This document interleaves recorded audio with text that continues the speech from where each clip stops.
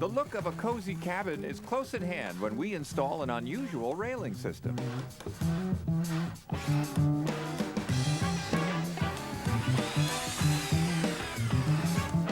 A multi-layered dining room ceiling will be the talk of the dinner table.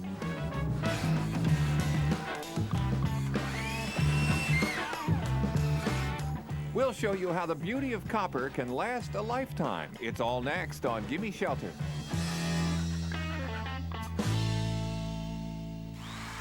Hello and welcome to Gimme Shelter. I'm Robin Kipp. And I'm Harvey. Now today, we're at a house that the homeowners first saw in a magazine. They fell in love with the way it looked on the pages, and so they took that exact design and they're building it in this location. It's a great compromise, too, for them as newlyweds because she loves old houses, but guess what? He likes new construction. And it has been a great compromise. They have a house with unique architectural features like the ones found in older homes.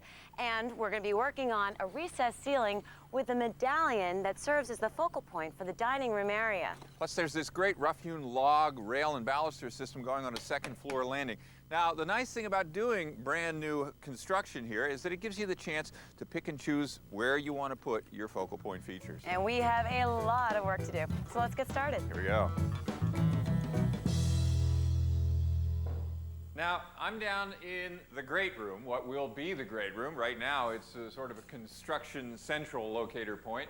Now, up on the second floor, there's a room going in that's going to serve as an office, and it's not fully enclosed, and there is an area that looks down onto the great room here. But rather than do a full half wall, you know, that would be drywalled and totally closed in, the homeowners have chosen a very interesting alternative and a neat banister railing system that's going in. Let's go take a look. Now, here we are up on the second floor where George Fagan is already assembling our railing system here. George, you're the foreman on site, and you guys are already busy at work putting this together. Tell us about this. This actually, you didn't make this, right? No, it was picked up by the homeowner and shipped to us from Montana, and it's a pine rail rough cut, a lot of checks and different things in the and lumber. You can see on this that this was hand hewn, as they say, probably with a draw knife or some other material, because we've got pieces of the inner bark layer still showing a really cool rustic look to it. All right, so we're now putting this together, and yes. Basically you just keep. What you do is you keep fitting these in and lining them up. Now here is one of our end posts here, and this is what's actually going to get anchored to the wall and hold our railing system in. It's a good chance to look at the material here. Looking at it, I would call it a southern yellow pine. It's also called a lodgepole pine. And we were talking about the checking, the check marks earlier. Now that's as an entire log dries out, as opposed to like when it's lumbered into boards, they check. It dries and cracks appear and it pulls apart. It's a perfectly natural process, and in this case the homeowners like the fact that it looks like what a real tree, a real log looks like. These check marks appear as the moisture leaves the logs. And look on the top here, I mean, you can see that this was a tree. Here's the rings radiating outward. If we wanted to take the time, we could figure out exactly how old this tree is. And also, you can note on the top here edge, there's this chamfered edge where they round it off just a little bit. Now, to anchor these posts to the wall, it's going to take some sort of anchor. And look at the size of this lag bolt, would you, my friends? There we go. This is an 8-inch lag bolt. And all of this is going to dig into the meat of the support members in the wall. And it's a pretty good size post to go through, so you can see it does have to be this long. And George, to prepare the post here to take that, how are we going to do that? Well, we're going to use a 1.25 inch bit to drill into the post approximately 1 inch, and then we'll change the bit over to a 1/4 inch bit and drill the rest of the way.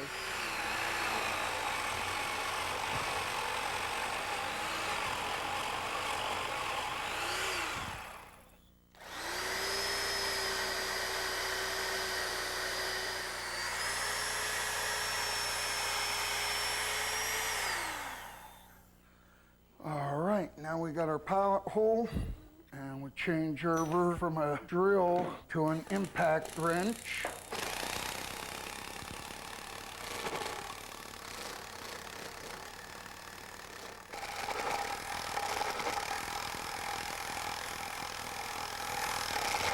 Okay, now our post is drilled.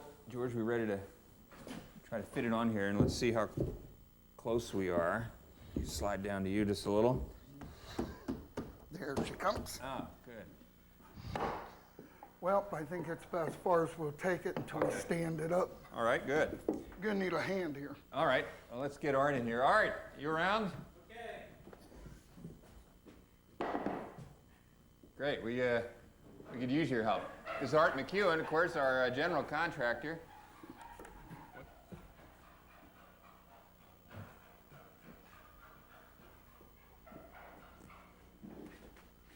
All right. Substantial, isn't it?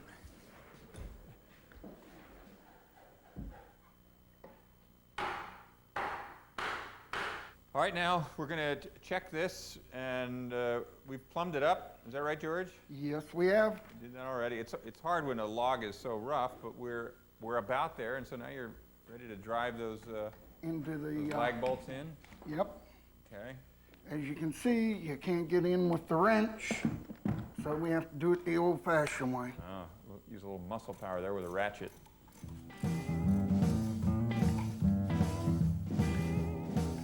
You know every inch of that 8-inch lag bolt now. Yeah.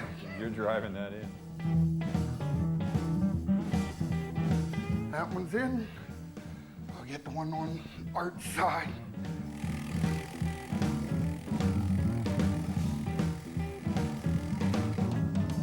Art, you were telling me that we had to meet code with this railing, and so there's the usual thing of the distance between. The 4-inch sphere between the balusters and the bottom of the bottom rail is code in most areas of the country. And also the height of the rail overall. And the height's a minimum of 36 inches on a balcony area like this, where you're not in a rail area that would be going down the stairs. So you need a minimum of 36 inches. This is well above that. Yeah, we have, I think we have 44. And you're going to anchor this just so we don't have any movement here, and I'm sure a natural tendency would be to stand on the rail, and over time as the wood shrinks up a little bit and dries out, it might tend to pop some of these out at the bottom, so you'll drive the anchors up. That's right, we'll drive them up and then we'll dowel them so that you won't be able to see them from the great room below. Even in its raw, unfinished state, it has a great look to it, but once it's stained up and you have a finish on it, it should be a really terrific and very unusual looking railing. The ceiling becomes the focus of the dining room when Gimme Shelter continues.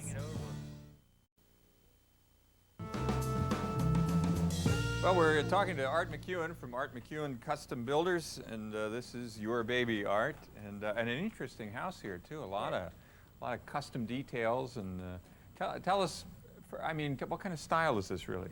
Well, it's been a fun baby. We've taken a bunch of eclectic ideas and the desires of the homeowner to get something old-looking, and we're lucky enough to find a design that is somewhat in the craftsman style, and it has a lot of details and different things going on everywhere you turn. Yeah. Now, when this is finished, will this look like? Well, I wonder how old that house is. I wonder when that house was built. Is it that kind of thing? I think it'll be hard for somebody to tell when the home was built after it ages a little bit, just Right. based on the details and the design.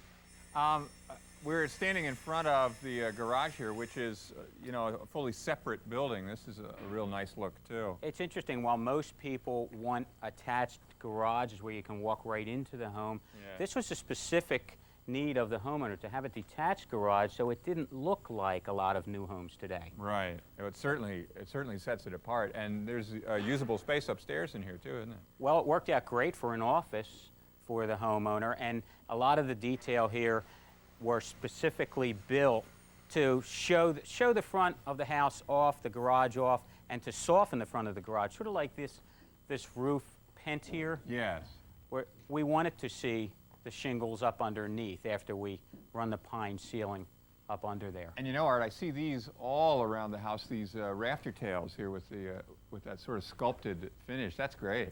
Something that will be maintenance intensive, and we'll have to put several coats of paint on there to cover everything up. Right. Not something we do every day, but it was kind of fun to work on this project. Oh, you know? I'll bet, yeah. Great stuff everywhere the eye looks in this house. Was it a difficult site? Were there any problems here? Well, a challenging site in that this was the diamond in the rough, as we like to call it, of the development, where it was very steep and it was hard to locate a home into the building envelope. And we took that challenge and used it to our advantage.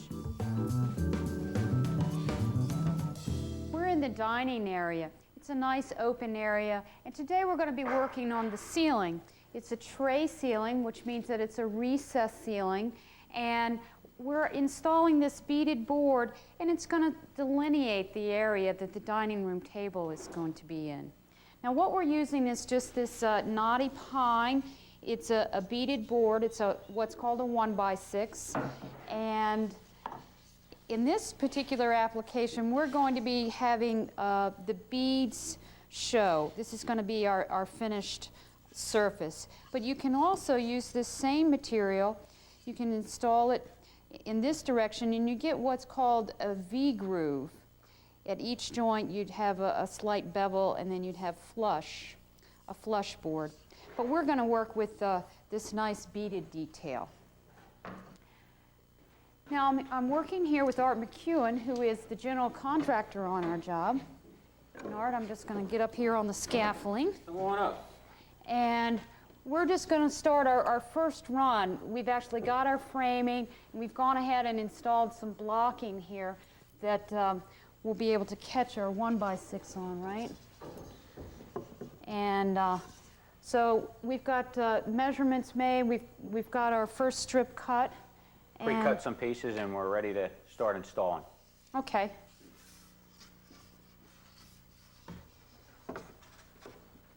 You on down there? Pretty good.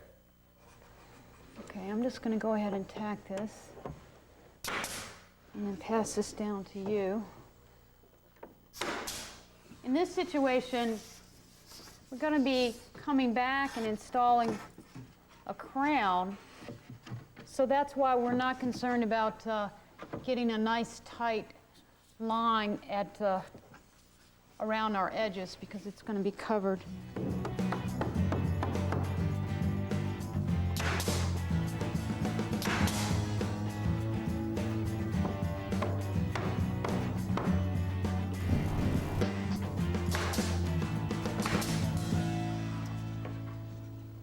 The advantages of this material is that it actually goes in pretty fast, and we get a third hand up here. We can actually buzz right across this ceiling. Got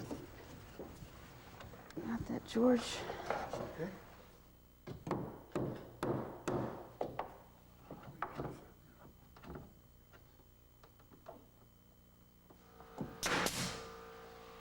Now, one of the things we should probably do is check our measurements. It's real easy with this tongue and groove because it's not milled perfectly to start to get off a little bit in terms of being parallel, so we want to keep tabs on that. All right, we'll take 3 measurements here.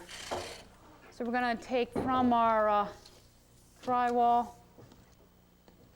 to the outside of our bead. 35 1/4. 35 and 3/8 almost here. 35 1/4. And I'm 35 and 5/16 right here. So my end's a little bit heavy. Here we're 5/16.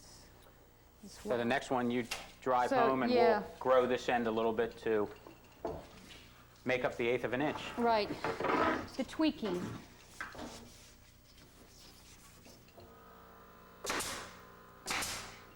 This detail here is a structural beam that carries the roof load above. And the reason we have insulation here and not here is this is exposed to the outside. So this is the crawl space on the outside. And this is our interior. Yeah, there's living area above this area. I'm going to have to get pried over here a little bit. So one of the techniques for doing that taking a screwdriver and sort of prying it over. You can see that. Yeah, it's a nice way to be able to lever.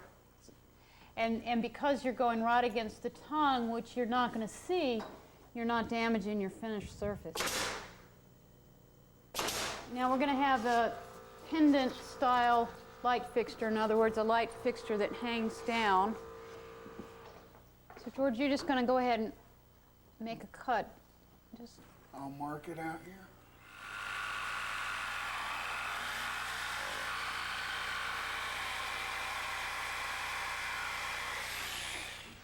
Now we'll give it the test.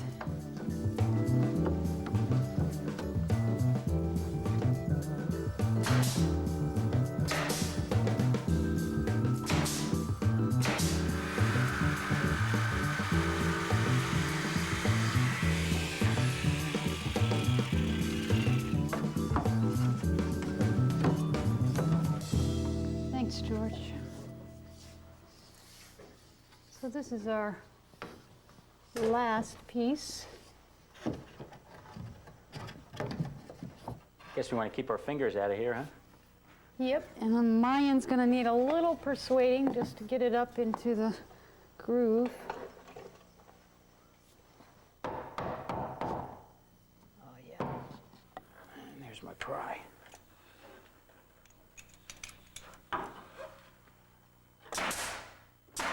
So later, Harvey's going to come back and install our crown molding and our center decorative medallion. A room with a view and a place to store a thing or two. Up next on Gimme Shelter.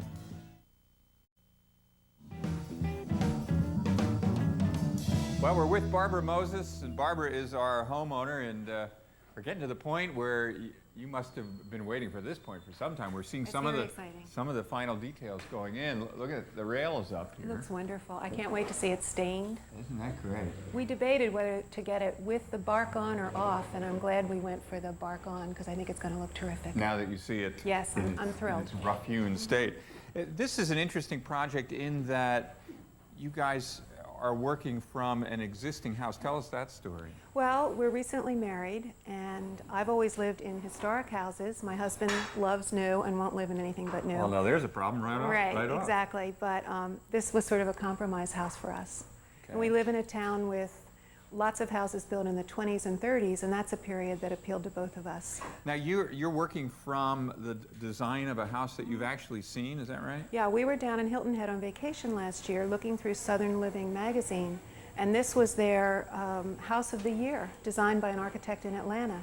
So we came back, fell in love with the plan, called the people who lived in the house in Atlanta, flew down to see them in January. Really? Made a deal in the car that if one of us didn't like the house, the project was off. Walked in the front door, and we both just said wow and fell in love with the house. No kidding. Yeah. So you've seen the house. I've been in the house. Before we Yeah. finished the house Which here. is very helpful because it helped with choosing a lot of the finishing details. Looking around the room at some of the details now, we're in the great room, right? And Yep. there's a really cool Here's, fireplace. this was another point of dissension. My husband wanted a gas fireplace. I insisted on wood burning. Oh, good So for you, Barb. we compromised on wood burning with a gas line for a future gas fireplace. And then our builder found the nice dark red fire brick instead of that off-white cream brick Yeah, that they right. often use. And I Right. thought that was very attractive in this room. Oh, that is warmer. Very nice. I noticed the gas There line it is. coming in. Yeah. But you're going to start off with a wood-burning Yes, fireplace. we are. Yes. You may have him won over after That's a going to little- be my job. Yes, if I have nice fires every night, I'll win him over. Yeah. He'll never go back to gas Really? once he sees the beauty of a natural I hope fire. so. Well, the house is really starting to take shape, Yeah, it and is. it's real exciting to see it come together. Thanks, Barbara. You're welcome. Here we are in one of the guest bedrooms where we're getting ready to install another window seat. We already have one installed, and in fact, what a great location for a window seat because the view here is just beautiful. But also, a window seat is great for storage.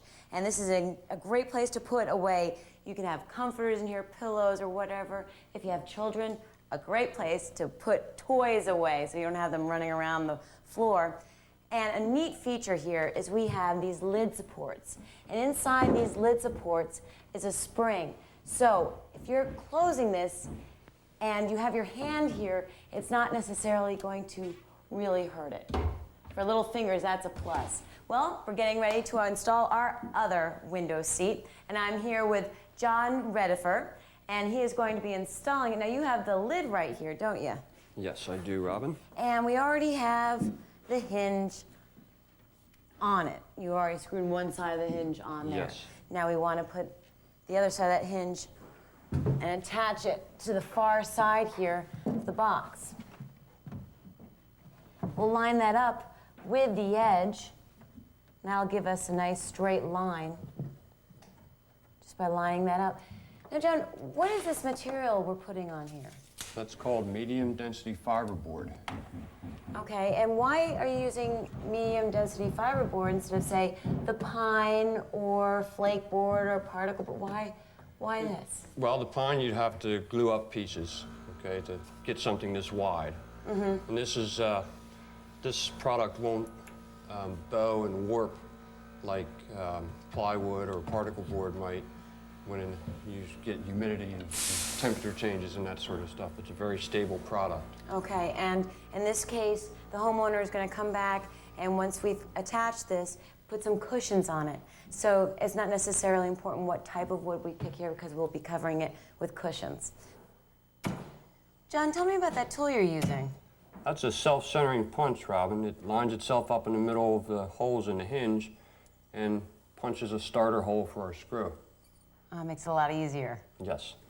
All right, at this point, we're ready to start putting in our screws for the hinge. Just use a regular screw gun for that.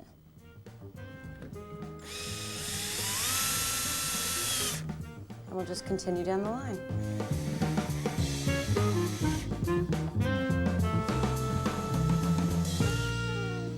John, I know you've spaced out the lid supports. We're going to be using 4. How do you know we should be using 4 with this particular lid instead of 6 or maybe even 3 or 2? Well, basically, it's the weight of the lid. Okay. And they tell you on the package how many you need for pretty much. So they'll and tell they you, also- say, 100 pounds, you'll need so many. So Right. check the package. And they also tell you where to lay out your marks, you know, as far as the heights. These, you can move these up and down and put them in different spots to get different angles of opening. Okay. And they tell you on the back of the directions, the back of the package, tells you where to put theirs at.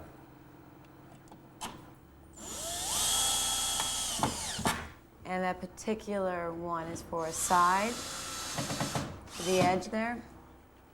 Yeah, they have a, as you see, they have a mount so that they make different types. You can mount on the left side, the right side, or in the center. Now these screws are appropriate for this lid support and the lid, but you want to be careful. You don't want to get a screw that's too long and then will go right through the lid and expose itself on the other side.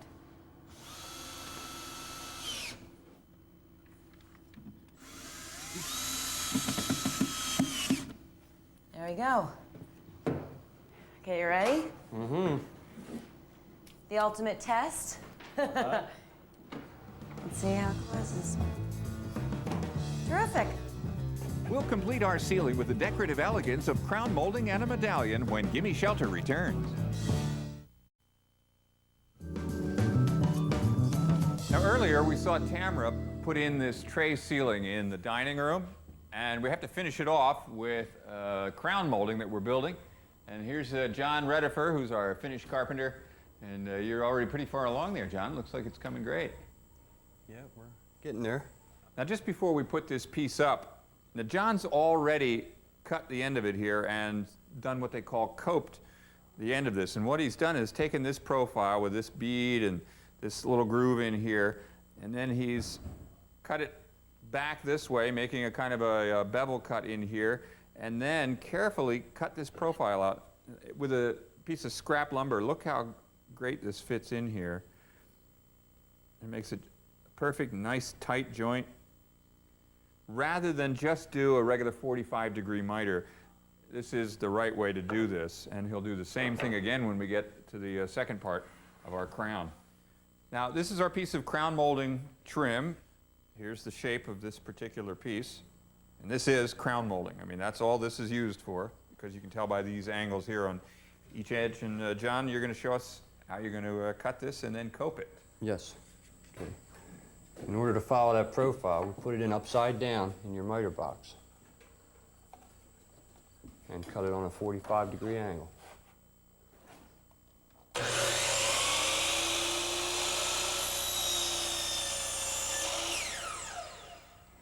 And basically, when you cope this out, you just follow this edge with your coping saw.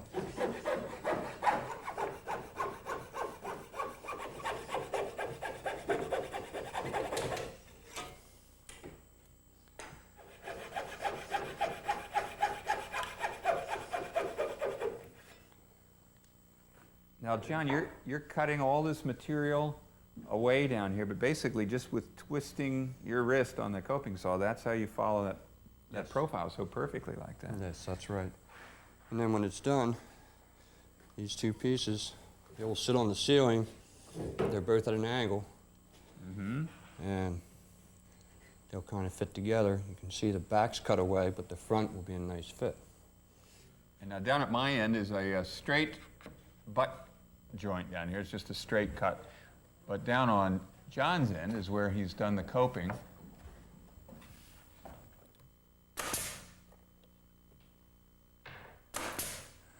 Okay, Harvey, now put this last piece in. We want to hold it at a tilt like this. I'm going to flex out the middle. I'm going to try and get the bottoms in. You want to push that bottom in and get those lined up. All right, yep. Looks, get past the top here. All right. Looks pretty good down at my end. You need a little more flex room there. Okay, if that's not perfect right now, don't worry about it. We'll get that as we work down to it. Wiggle room there, huh?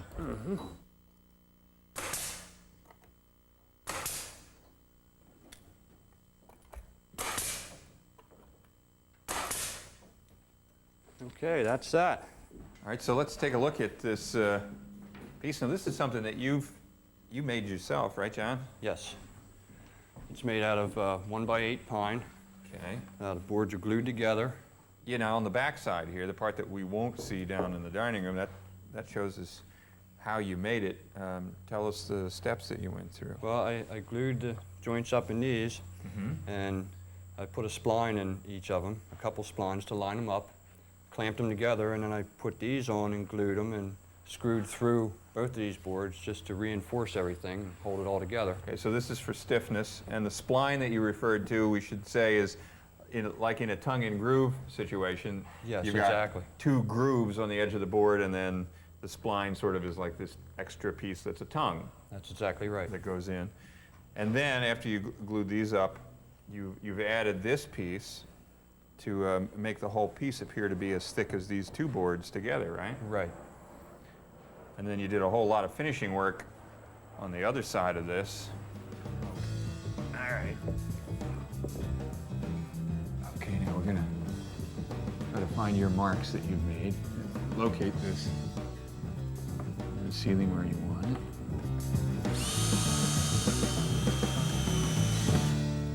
Okay. Now the medallion is installed, and we have one more piece of trim that's going to go right along this edge here, and we'll actually cover these two pieces of wood and also add another area of interest up in that part of the medallion. And John, you're about to make this over here. Now this is a piece that you're going to again make on site out of just 1x material. And now here's one that you've made earlier for another project. And tell us how you did this. Well, basically that's just done with a beading bit in a router, Harvey. Okay.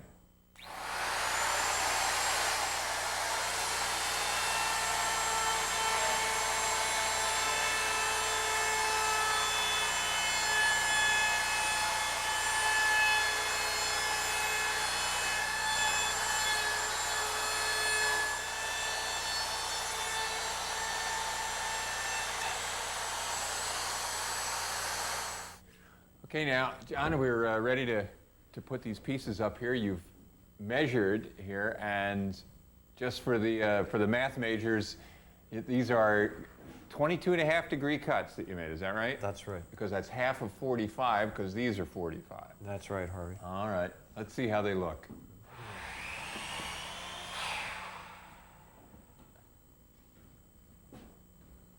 So you'll start by anchoring the first piece in there. Okay.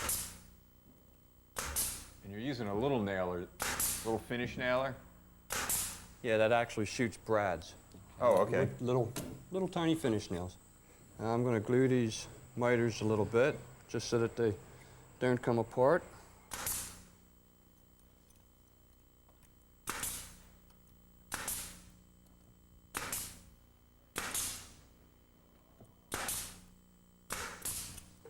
Well, that looks terrific, John. And it really finishes off the edge of this medallion just beautifully. Yep, gives that a nice finish, Harvey. Of course, at some future point, we're going to come back, and this is all going to get painted. And then, because we're in the dining room, there'll be a lamp fixture, a pendant light hanging down here, and this will just be a terrific ceiling detail. Well, there's a lot more Gimme Shelter yet to come, so stay with us. Gutters that are as long-lasting as they are beautiful when we return. Harvey's getting started on the copper gutters. Let's check in with him and see how the progress is coming along. Well, now, almost every house has gutters of some kind on them, but very few get what we're about to install here at this house today, and that's this copper gutter system. Now, I'm with Kirk Davis from A.H. Davis & Son, and you're our roofer, and you're going to take care of the gutters on this job. Yes, we are. All right. This is great. I love seeing copper gutters just because they're just so pretty, especially when they're they start beautiful. out here. And I mean, Kirk, you have set up a veritable showroom here on this old board. Now, Kirk, on the shank here, this is the part right up here that's on the roof. That's correct. You can see that sort of has the pitch like a roof. That is correct. So this hangs down straight, and that's going to support the gutter in some fashion. Yes, it will. All right, so what's next? We then have a circle. Okay. The circle mounts to the shank, and we use a brass bolt to come through the back side, Right. and a brass nut, which actually sits down in that groove. Oh, okay. And it's down in here, and it locks the nut in, then you can tighten up. You can tighten it up. So that puts our hanger together. Okay. So this will then, as we can visualize this as it's being built, here, this is up on the roof, shingles are over top, and we can see already that this will then support our gutter, which we have a little piece of here. Yeah. Now our gutter is a 5-inch half-round copper gutter. We use 16-ounce copper gutters. And our gutter will then roll into the circle. And then if you help me with that clip, Yeah. that clip would then go around the hook. Now We this get- is, the clip's a different color, so we're back to brass again. We are back to brass. But brass and copper work with each other. That's correct. So you can see once that's put together, you have a nice tight fit. What we like to do is bend these tips down so it's a complete hook, so that they hook over. A lot of times you'll see a half-round gutter with a missing spring clip. Now these are just great, Kirk. I mean, they're so beautiful when they're new like this. And this is a long section. How long is this one? This is a 20-foot section. Okay, now is that a standard length? You can get 20s? You can get 10, 20, and custom or special order, you can order a 30-foot length. Really? So you can really minimize on the seams. Wow, that must be quite a trick getting a 30-footer out here to the job. Very few people will deliver it for us. That's a long truck.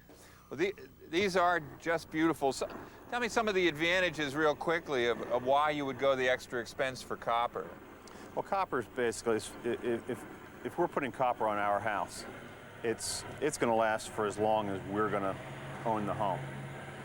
So it's basically a forever product. Yeah.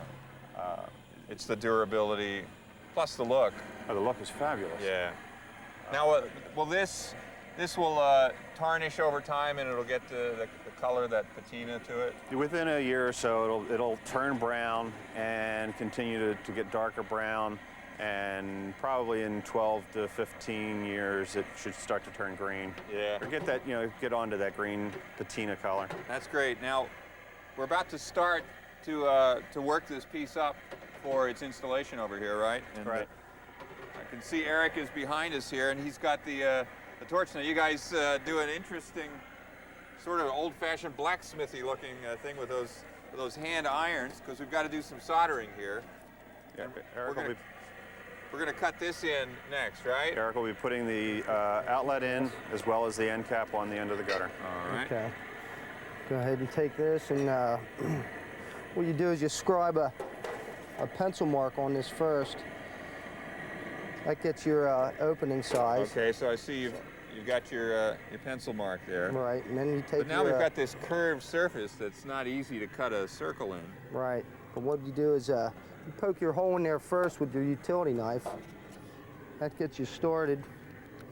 Then just take your snips, make a series of cuts to help you go around the whole perimeter.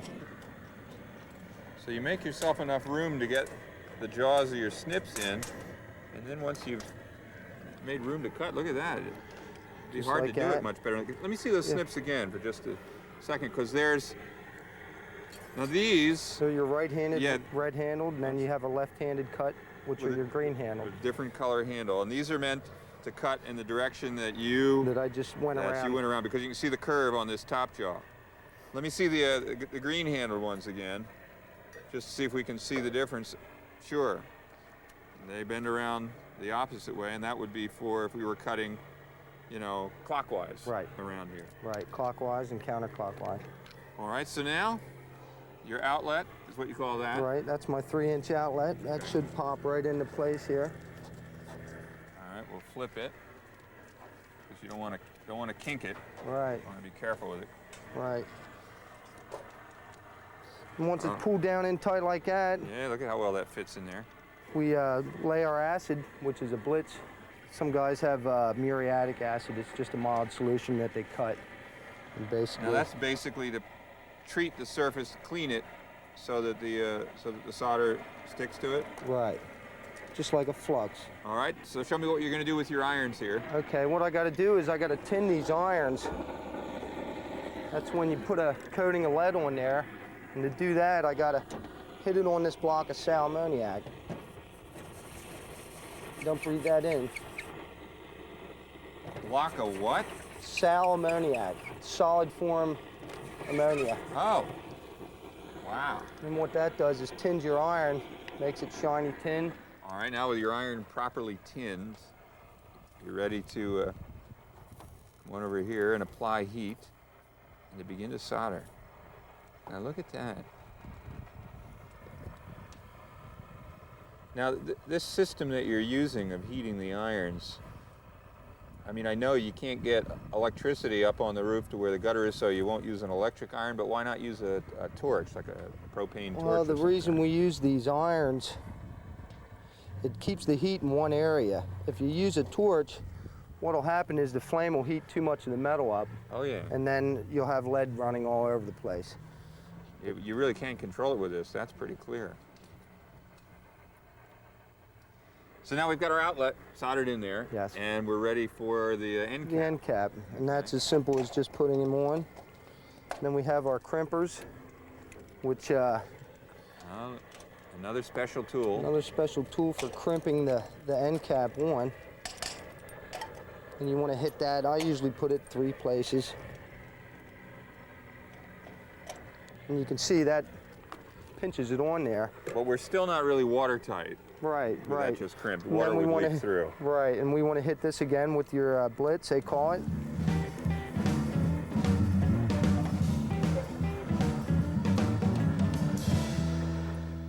Well, now I've just been informed, this is a good tip actually when dealing with copper, that when you're moving it, you should have gloves, and they go through an awful lot of these brown cotton gloves. The reason being we don't want to get fingerprints. The oil from your fingers will leave fingerprints all over the copper, and that'll be the first place to tarnish. So you'll see the handprints of all the guys that put your gutters up, unless you do it carefully like this. And with these longer pieces too, you want to make sure not to crimp the gutter. You don't want to put a kink in it.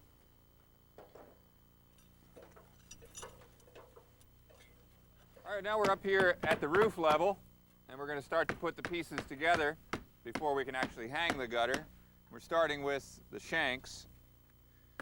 Now, Eric, you're using copper nails to nail these shanks in to to the roof decking here. Right, there again, you don't want reaction with the metal, the different metals for the copper roof shanks. So now we've got our string anchored on both endpoints there. So now, Eric, this marks our line where we want all these circles, right? Yes, that's correct. Should I head on down here? Why don't you just walk that on down? Okay.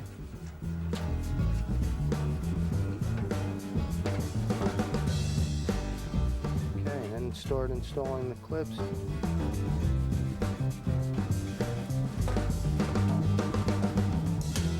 All right, that's our last clip in place here. Now with the gutter firmly anchored, of course, we have to put in downspouting, and that's going to go in down at that far end down here, and we have to then replace this bottom course of shingles, which we took out to install the gutter hangers. Now, a copper gutter is a little bit more money than the aluminum choice. Probably aluminum, Kirk was telling me, about $8 a running foot installed, whereas the copper will get you between $16, $18 a running foot. So it's about twice as much or a little bit more. But keep in mind, it's not only beautiful, but it's permanent and long-lasting. So, meanwhile, Robin's working on the entryway down where the front door is going to go in. Let's see how progress is going down there. Thanks, Harvey. When we come back, we'll be installing this custom-made front entryway. So stay with us right here on Gimme Shelter. Some people consider the front entranceway one of the most important aspects of their home because when people come to visit, it's the first contact they have with the house. And in this case, our homeowners chose a custom-made door. It has a beautiful Spanish cedar. That's the nice wood. It has a 15-light panel all around the framing of the door. As you can see, it goes all the way around. Lots of light going into this house. And down here at the threshold, it's an oak. An oak is a durable, strong wood. Can't beat it for a threshold. And we're getting ready to lay down a 16-gauge aluminum panel right down here at the base. Because in this county, and you gotta check your own county for the codes, since we're gonna be laying stone around the bottom here, we can't have the stone have any contact with the wood that we're gonna be putting up here. So we're gonna use this as our sealant between the wood and the stone. Hey, Robin. Hey, how are you? Hi there. Hey, John, how's it going? I heard Hi, you guys Harvey. might need a hand with this enormous door here. Yeah, you're just in time. Yeah, we're just tacking this aluminum panel down with these roofing nails. So And we you're will pretty need a close. hand. You're pretty close to going to start to fit this in then, huh? Okay. What we want to do to make sure that the aluminum is sealed is to use a silicone caulk. We're using a clear silicone caulk. John just is going to put down a bead of that all along the edge.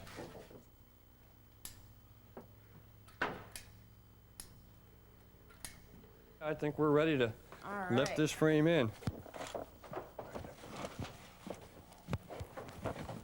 Okay, let your end down some. That's it. There we go, tilt it up. Okay. Wow. Okay. There we go. See where Is we that got about where we want to be, John? Actually, we're very close. Good. That looks pretty good right there. So now, Yeah, we want to check it plumb to make sure our door hangs straight. That looks beautiful. Okay, let's shim that into position so it's tight. And we want to put those right where we have our holes at.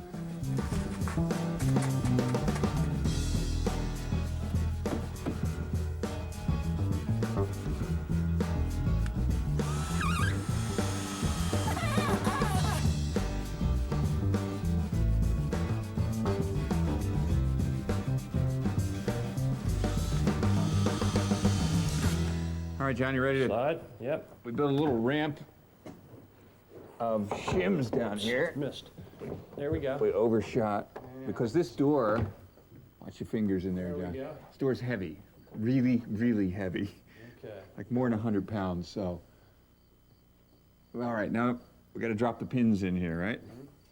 All right, we're ready to put the pins in. We're more than ready, Robin. This door's heavy. All right. I'll give you a little wiggle there. We'll get this last one in. Yeah, we can kick that one out. There we go. Ah, All right, we just want to tap that into place with the end of the hammer so we don't damage any of the hardware. I got it. And we'll try this out. And that's a nice fit. And you know, speaking of hardware, we are still waiting for the doorknobs to come in, but when they come in, they will match the hinges and look beautiful. You were talking And what about, do you have there? talking about hardware. Check this out. This is no ordinary doorbell. No, it isn't. This is a mechanical doorbell. This was going to actually mount right on the door, and it works with this lever here. You ready? Oh, Is that how great? great. Yeah, a great old sound. A really heavy, nicely made piece. That'll finish off that door in a wonderful style. I'll take hand tools for 200. All right, we gotta get out of here. Yeah, what do you think, Robin? This is a pretty great house. I mean, the homeowners have to be pleased with the way this is turning out. Everywhere they look, they're going to see one of those wonderful details that they put in to kind of get that craftsman style look to the place. Oh yeah, like that long railing that you installed. I'm not sure that we'll see that anyplace else. No, that was a very unusual detail. In fact, it came in from Montana. And, you know, they spent the extra to get the copper gutters, and although it costs about twice as much, it really is worth it for the great look, plus for durability. It's a wonderful choice. It is an absolutely fabulous feature. And you know, we'll have some fantastic projects on our next house. But we have to go right now, so join us next time. Right here on Gimme Shelter. Now, Daytime is online. Find tips, recipes, and more. Visit lifestyles at discovery.com. Coming up, from improving your credit to building a home office, Michael Holligan helps put it all together on your new house. Coming up.